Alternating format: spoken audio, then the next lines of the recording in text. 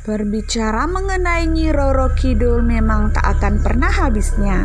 Cerita Nyai Ratu Pantai Selatan ini memang masih simpang siur dan menyimpan banyak misteri yang belum terkuak. Sebelum kita membahas tentang Nyi Roro Kidul, jangan lupa like, share, dan subscribe dulu ya video ini dan aktifkan notifikasinya. Gratis! Nyi Roro Kidul adalah sosok roh atau dewi legendaris Indonesia yang sangat populer di kalangan masyarakat Pulau Jawa dan Bali. Tokoh ini dikenal sebagai Ratu Laut Selatan atau Samudra Hindia, dan secara umum disamakan dengan Kanjeng Ratu Kidul meskipun menurut beberapa kalangan sebenarnya keduanya berbeda. Dalam mitologi Jawa, Kanjeng Ratu Kidul merupakan ciptaan dari Dewa Kaping Telu yang mengisi alam kehidupan sebagai Dewi Padi atau Dewi Sri dan Dewi Alam yang lain.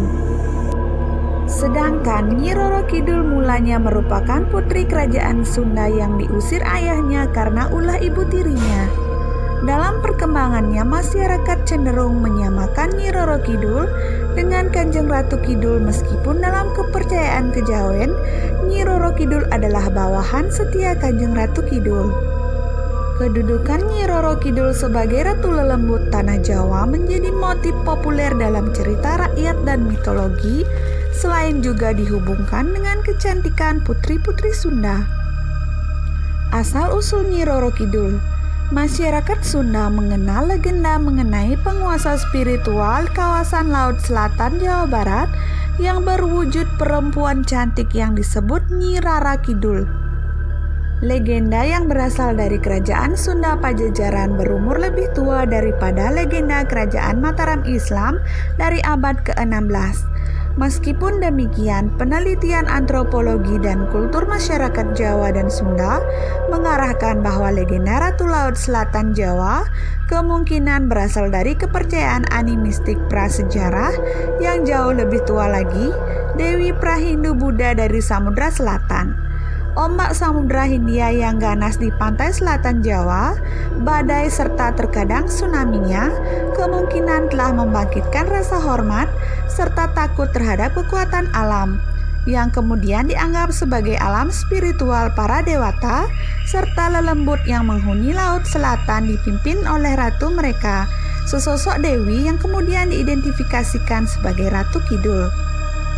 Nyi Roro Kidul terkadang digambarkan berwujud putri duyung dengan tubuh bagian bawah berwujud seekor ular atau ikan, terkadang pula digambarkan sebagai wanita yang amat cantik.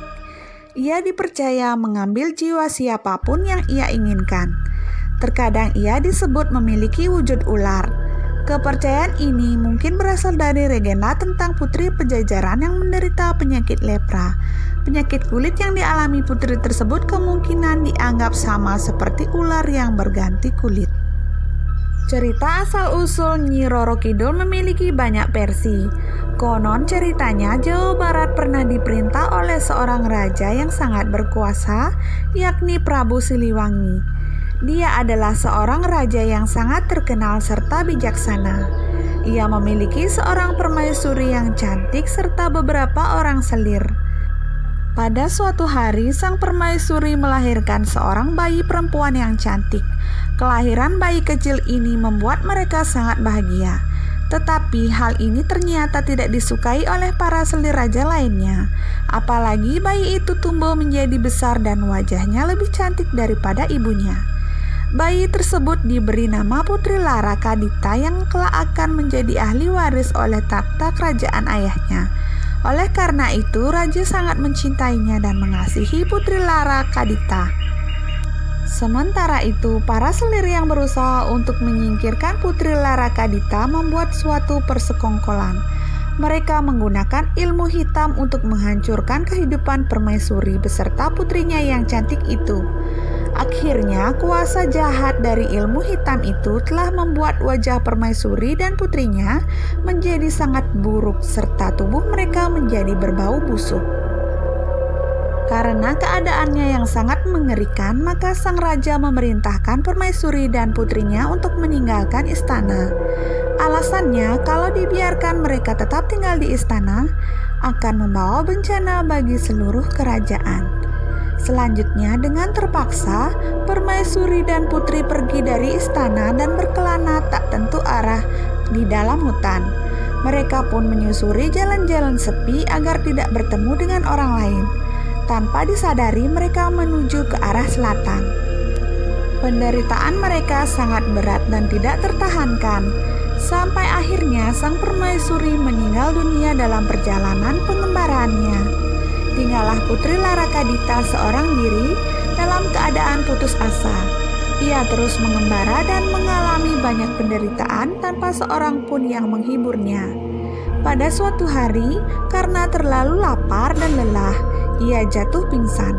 Ketika sadar kembali, ia mendengar suara deburan ombak dari arah selatan. Suara ini membangkitkan semangatnya untuk kembali melanjutkan perjalanannya. Lalu, ia berjalan terus ke arah suara tersebut dan mendapati suatu pemandangan yang sangat indah. Suatu lautan yang luas dengan ombak-ombak besar yang menerjang batu karang di pantai.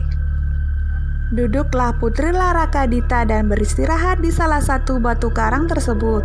Kini tempat duduk itu dinamakan Karang Hawu dan menjadi objek wisata yang terkenal berlokasi sekitar 8 km di sebelah barat Ina Samudra Beach. Pada saat duduk di atas batu karang itu, ia tertidur dan bermimpi. Dalam mimpinya, Putri mendapat petunjuk bahwa keadaan dan kecantikannya dapat dipulihkan bila ia membersihkan dirinya dengan melompat ke laut dan menenggelamkan diri.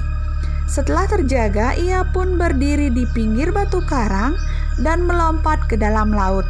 Ternyata tubuhnya pulih dan wajahnya pun menjadi cantik kembali.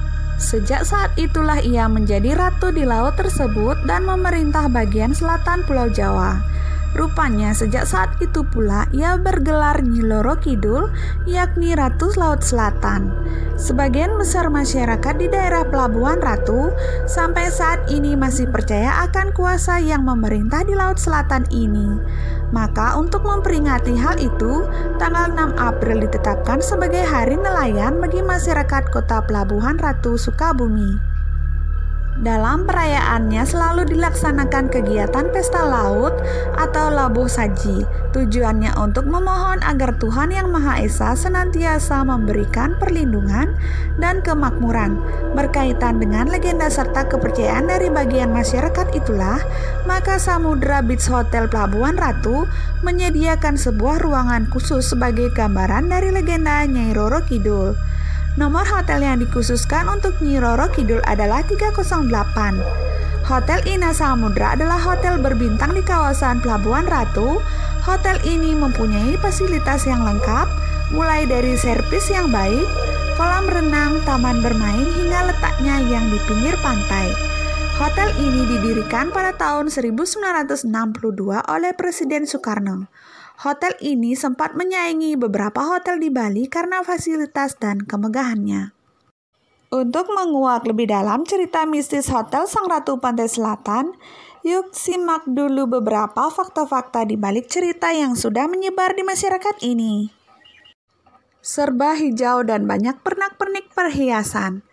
Saat kamu masuk ke kamar 308, kamu akan menemukan fakta bahwa kamar ini didekorasi dengan serba-serbi warna hijau yang tidak lain adalah warna kesukaan Nyi Roro Kidul.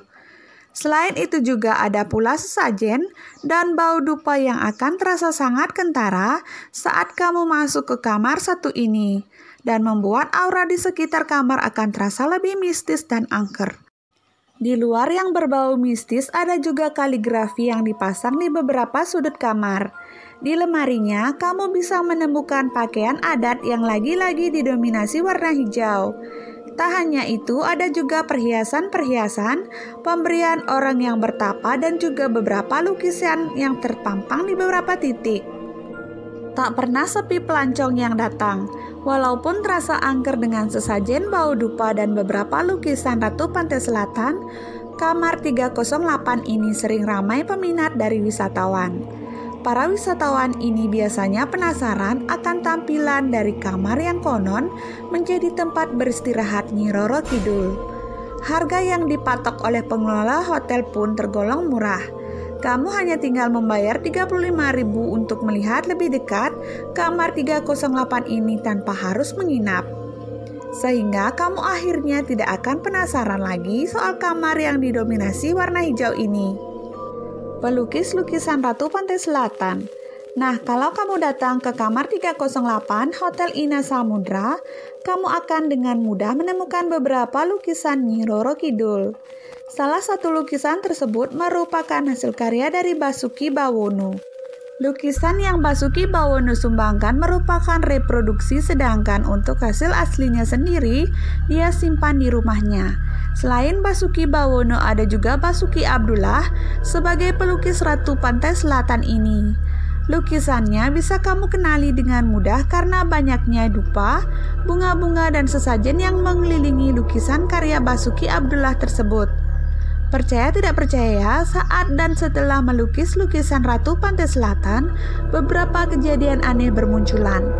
Misalnya saja, munculkan keris atau tusuk konde di malam hari yang masih sampai saat ini disimpan dengan baik oleh Basuki Bawono. Ada pula bentuk-bentuk yang berkaitan dengan Nyi Roro Kidul, semisal bayangan kereta kencana yang muncul. Untuk Basuki Abdullah, setiap model yang menjadi gambaran untuk lukisan Ratu Pantai Selatan ini menderita penyakit ganas, bahkan kehilangan nyawanya setelah hasil lukisannya selesai dibuat. Bikin merinding juga ternyata ya. Nah, itulah tentang misteri asal-usul Nyi Roro Kidul dan cerita mistis Hotel Sang Ratu Pantai Selatan. Semoga video ini bermanfaat. Thanks for watching. Jangan lupa like, share, dan subscribe.